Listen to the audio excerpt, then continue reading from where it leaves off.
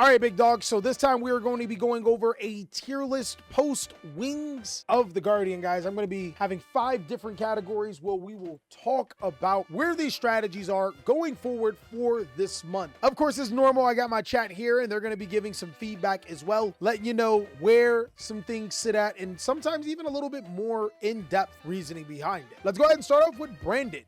This deck it lost the Albion lock, but I don't think that it's a bad deck in any way, shape, or form. If you guys have invested into your Branded deck, then you have definitely gotten the most out of it. You can decraft this deck and every ultra rare has already paid for itself tenfold if you got it when it first came out. Branded is one of those strategies that's just really good in Master Duel. So good that Branded Fusion had to be hit to 1 and the deck had to be toned down a little bit, but it's still incredibly powerful. It won't get you exactly what you need over the hump free anymore, but it's still a really good card overall, right? Next is going to be Exosisters, guys. And in a format where we're getting more graveyard reliant decks, you would think that Exosister would be a lot stronger. But the problem with Exosister is that as we get more strategies, this deck gets worse because the cards don't get better. They get faster, they get stronger, they get a little bit too powerful. I'm gonna put it in experimental. I don't think that Exosister is a bad deck, but if we're talking about the ratio for having a strategy that can compete versus the requirement of ultra rares, it's all out of the whack. This is one of the most expensive, not so great strategies in the game right now. I don't think that it's bad. It just does have, it's overpowered right now. Memento, I think Memento takes a good pilot. Fiendsmith, if you guys ever get Fiendsmith, hopefully you never do, does take this deck over the top, but it still has some problems with the strategy. Imperm, Ash Blossom, Effect Veiler in the correct spots does end your entire turn. But overall, Memento is a really good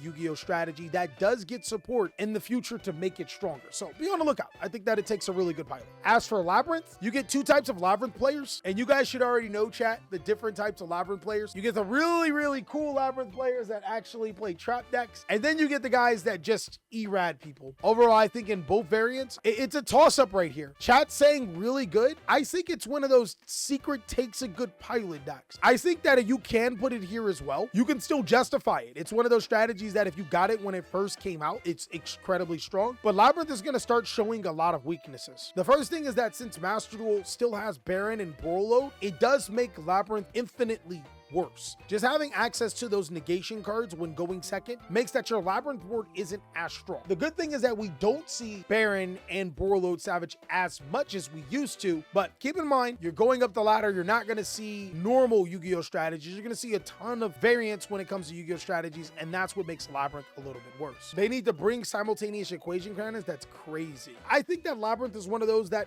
does take good deck building and skill to be able to play, because when you are going second, you're behind the curveball, and when you're going first, you have to make sure you're not getting hit with those blowout cards, right? I think heroes are experimental. I think one of the biggest things that's going to happen in Master Duel, and I don't know if you guys have noticed it in the ladder, where people were playing Nibiru a lot more. You know, before people would just play that 1 copy of Nibiru with Maxi, you know, people are playing 3 Nibiru inside of their deck, and that spells bad to just any Yu-Gi-Oh strategy that's weak to Nibiru, like Hero. Now, there are lines where heroes can play around Nibiru and still go full combo, but it's not as consistent as your opponent having Nibiru. It's experimental. It's not a bad deck. It just costs a lot of money for this particular deck, where you can pretty much spin those exact same gems and just play a better deck. Dark Magician is easily, it's a top deck, guys. I don't know. Have you guys seen the new Dark Magician support? Have you guys seen it? It's called turning the game off, all right? Like, that's pretty much buy 3 structure decks, guys, turn the game off. You going tough. You can't lose a game you don't participate in, chat. Hands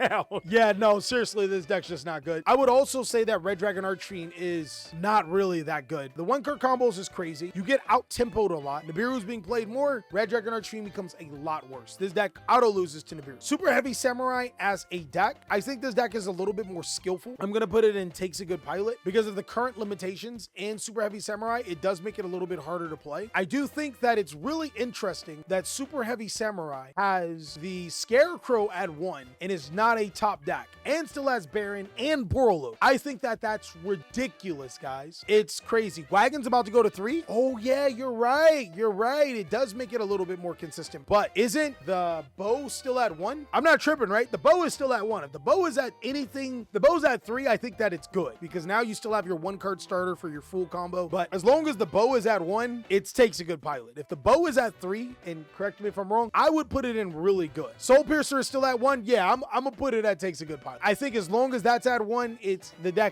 not bad. It's just you got to do a whole bunch of things different. Sword Soul, guys, I just said Nibiru's in the format. So yes, you can make Baron before you go into it in certain hands, but Sword Soul has been outclassed, kind of like how Exosister has been outclassed, kind of like how Red Dragon Archfiend and Heroes just don't have enough oomph in Yu-Gi-Oh right now. Blue-Eyes chat, unlike Dark Magician, Blue-Eyes is the true engine of destruction, guys. All you got to do is turn your Xbox off and it'll be a top Yu-Gi-Oh deck. Chat'll back me up here, right? Right, chat? Blue-Eyes is the ultimate deck. It's copium for Sword Soul and RDA, bro. We actually tried playing Red Dragon Archfiend on ladder. I don't know if you guys remember, but we went, what, 50 and 3 or something like that with Red Dragon Archfiend. We almost went, like, we were killing when Red Dragon Archfiend came out. It got new support about a week ago. We tried playing it. Oh my God, getting the Nibiru was crazy. But yeah, Burst Stream, yeah, it's an Xbox cross-play off. Purrely? I actually think Purrely's pretty good. And this may be an unpopular opinion. I think Purrely is one of the better decks in Master Duel. Plays around the Nibiru, which a lot of players should be playing. Plays around a lot of good card effects, which is kind of weird. And then summons Noir, right? If I remember correctly from Master Duel, the only thing is the one that gets you draws is semi-limited and Delicious is semi-limited. So Delicious and I don't want to say Sleepy Memory are both semi-limited, which is a little awkward, but this deck is still crazy. Red Dragon Archfiend is the GOAT. You're not wrong. You're not lying. I'm going to put Sky Striker and takes a good pilot. I think that a going second build does become harder when we have to deal with the certain situations that we're in, but it's a solid going second board breaker type Yu-Gi-Oh deck. I think Dinomorphia, ironically, is also another deck that takes a good pilot. I think that this deck is good. I think Dinomorphia is a solid Yu-Gi-Oh deck, and if you're climbing up the ladder, you're going to deal with a lot of variance when it comes to Yu-Gi-Oh decks where this deck is just strong. I think this is representation for Snake Eyes. I still think Snake Eyes is one of the top decks. I also think that Rescue Ace is one of the top decks. Snake Eyes has been hit consistently to where it's not the most egregious deck in Master Duel, right? And I would probably say that the Rescue Ace version is a little bit more scarier than Snake Eyes just because of the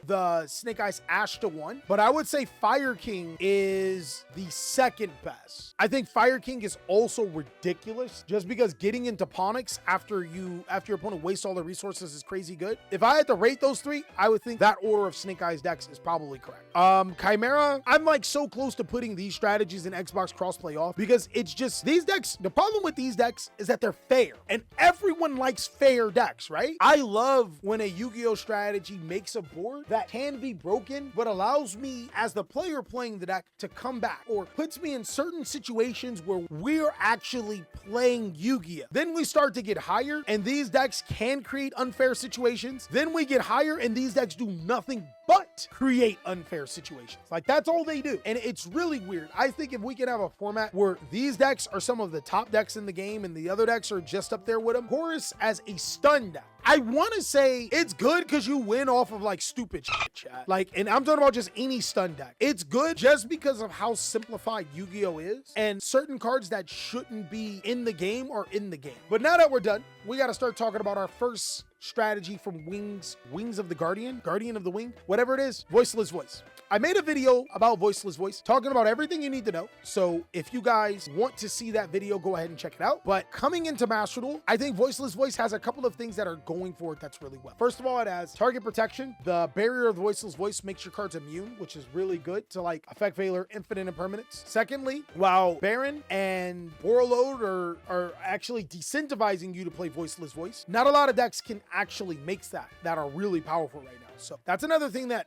VV has going over a lot of things. And next, it is the shiny new toy. And drones are going to play this deck just because they can. I think Voiceless Voice is really good. There's going to be a lot of people that just don't know how to play against Voiceless Voice. There's going to be people that are going to be ashing the wrong cards. They're going to try to ash low. Like there's going to be people that think that Droll's good against this deck and against a good Voiceless Voice. I think that it's going to start off really good and it may drop down and takes a good pilot once players figure it out. But I'm going to start it off as really good. I think Centurion has probably a top deck. I don't know if chat, you guys would disagree with me here, but Centurion has a couple of things. First, Dimension Shifter, that gives it an edge, and then shooting Quasar Dragon is a legitimate threat. Space says Centurion is booty. That's crazy. I think that this is secretly one of the top decks. I would put it above really good because it's one of those decks that you just don't want to play against. I think Salamangreat takes a really good pilot in Master Duel. The only thing that stops Salamangreat, I'm coping. Nibiru cooks this deck, guys. And then, of course, Real G did say it. That was the next thing. I was like, the only problem you have is Max C, but that's not true. Valmonica is damn near Xbox crossplay off because I want to put it in experimental, but there's nothing going for Valmonica that makes it better than playing a different deck. Right? You could put this in takes a good pilot, but let's be real. All of these decks have more unfair things than Valmonica. Valmonica is a counter pendulum deck.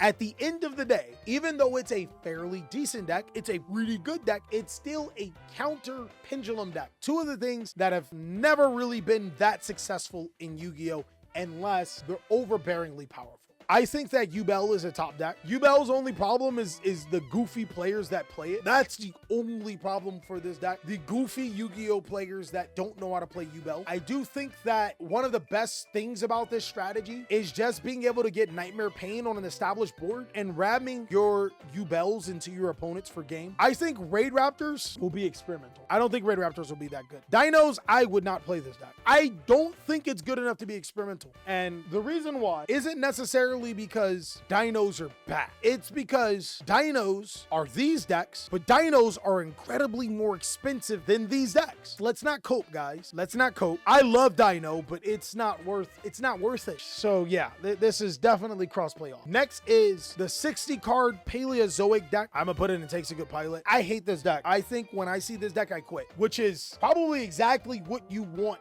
as a Paleozoic player. Trap Tricks, I'm sorry, Spaced. You told me to talk about it. This deck's underwhelming too. The deck loses going second. It is a coin flip type deck that doesn't have much momentum going first, right? I think with Triple Zeus, Zodiacs does get better, but you guys gotta also remember, we got Triple Zeus simply because it's not that great. Right? I'm gonna put it in experimental because Triple Zeus does eat some of these decks at the top of the mountain. I'm not sure if Zodiacs are a move. Maybe Zodiac Kashtira, maybe that might be a thing. Speaking of such, Kashtira, I think Kashtira takes a good pilot. You get the stun aspect. A lot of times you can shifter your opponent, and if you summon a Rise Heart, you can win. I think it's good just because of the stun elements of the deck. I think one of the better ways to play this deck is like a Kashtira Horrors deck, and we were testing it out, and it was doing really well. It was doing incredible. Like, you can always insulate yourself from Nibiru. You can force your opponent to nip early. Like, it's actually solid. I think that this is one of those really good decks that has some very unfair cards that don't feel good to play against, so your opponent auto quits. And now Ice Barrier. So Totally Awesome's ban, I do not see the combos. Somebody's gonna have to educate me on some non-Totally Awesome Ice Barrier combos, because with Totally Awesome, this deck is crazy good one-card combos. Obviously, they get hand-trapped, you go, oh, and you lose. But without Toad, what are we doing here, chat? But that's what I have for my Master Duel tier list post Wings of the Guardian. Let me know what you guys think. If I got something wrong, if I'm missing a particular strategy, I can't wait to see what you have to say.